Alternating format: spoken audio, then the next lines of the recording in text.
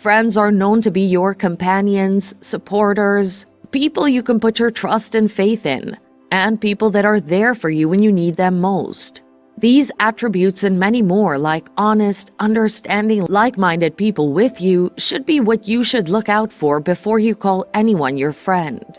You have to be careful of how you choose those in your company, because they can either make you or break you.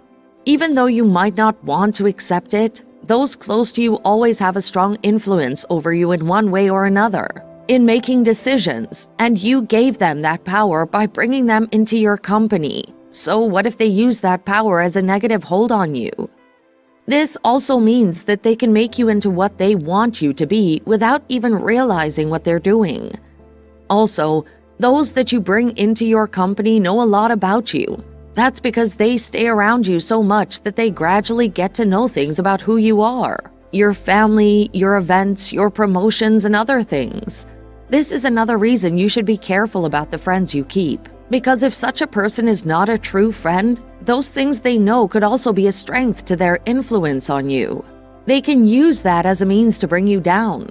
Sometimes it's advised not to just be so open-minded that everyone knows about your weak points or weaknesses. Because later in the future, when pride eats up the heart of those so-called friends, they'll implicate you and use that to break your heart. Even to the point where you begin to feel that opening up to people is a bad idea from the start. Always have a place of discipline and order in your life to keep some things sacred. People that are trusted with such information that even thought for a certain period things might not be completely okay with you two for a while, but he or she won't go behind you to share the personal information that you've poured out to them.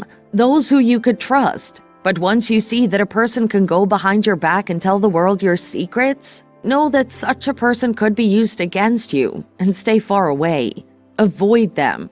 Kill rebellion and betrayal around, but also do not respond to them in anger to the point where you want revenge back. That doesn't show that you're mature and walking on the highway to success. Just ignore them and move on.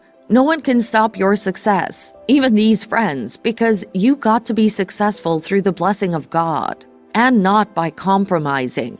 You should have friends who, when things are worth celebrating happening in your life, would even be the first to congratulate you, be there for you, and be thankful to God with you even though they might desire the same thing.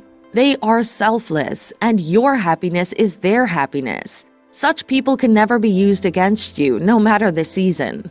This is the type of friend you should keep, and you watch those who cut out from your association by how they celebrate the little success that comes to you in the times of small beginnings.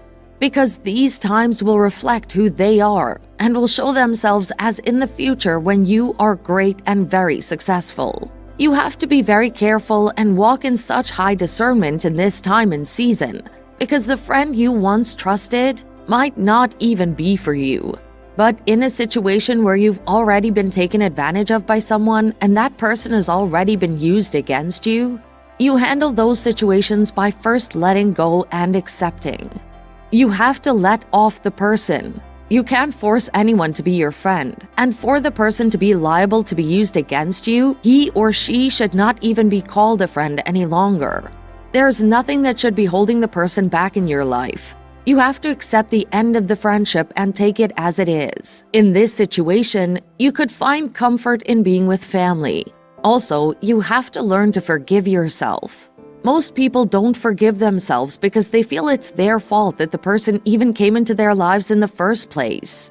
But you should learn to forgive yourself and learn from your mistakes. From that experience, you know the things you overlooked till you got to this position. And you make sure you don't ignore them any longer when picking another person for your close circle of friends. You know where you went wrong, so work with it, and at the end of the day, you'll be surprised you don't even have anyone that could ever work against you. Move on, but always be careful of your friends in this season. Be careful who you bring close to you, especially someone that does not have the fear of God. The Lord has a plan for your life, but when you are with the wrong company, you may miss out on God's will for your life. The person that enjoys sin should not be your friend. Someone that does not feel it's right to do the right thing should not be allowed to come close to you. The Bible made us understand that iron sharpens iron. Therefore, a friend is someone that should make you become a better version of yourself, not the other way around.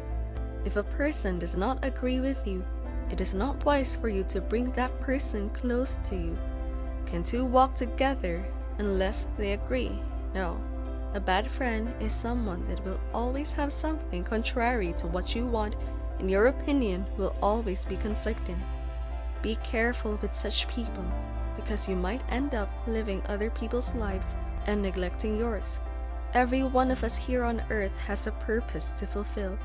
When we have people in our lives that see life from a different perspective, you may not accomplish your purpose of existence. Before you can call a person your friend, make sure you have sought the face of God. Sometimes we feel that these type of things is minor to involve God in it, and that is where we have gotten it all wrong. A lot of people have gone to an early grave because of the type of people they are close to. Therefore, before you want to bring a person into your life, seek the face of God and tell Him to help you to not make a wrong friend. Friends can hinder us from obeying God. Take for instance what happened to Job. He was a man that feared the Lord, but when things went bad in his life, it was recorded that his friends advised him to curse God and die. Have you ever sat down to think what would have happened if Job had listened to his friends?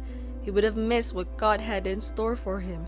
You need to understand that not everyone can refuse the counsel of friends, and that is why there is a saying that prevention is better than cure. Samson in the Bible ended miserably because of the kind of person he brought close to himself. Some people will come to you pretending to be an angel, but they are evil. Delilah pretended to love Samson, but what she was after was to see him ruined. You will not be with such friends in the name of Jesus. However, when you are living the right life, it will shape the kind of people that will come around you. For instance, if Samson had listened to his parents, he would not have fallen into the trap of the Philistines. If people know you as someone that your ways are right, people that live carelessly will not just come to you. Therefore, if you want to have the right company, you have to be the right person. God is not a partial God. He will not allow His child to have a bad friend. Bad friends will never want to see anything good come out of you. They will always affect your life negatively, and nothing good will be able to come out of you. Be mindful of the people that come close to you. In every relationship, there is always an end product. It either adds to your life positively or negatively. That is why choosing the right friend is very important. Some people feel they cannot control the people that come into their lives, but that is not true. No one should just come into your life without your permission. It is your life, and if you don't control it, people will take you for granted. Choose wisely. Don't choose friends because of what they have. Rather, choose friends because of who they are.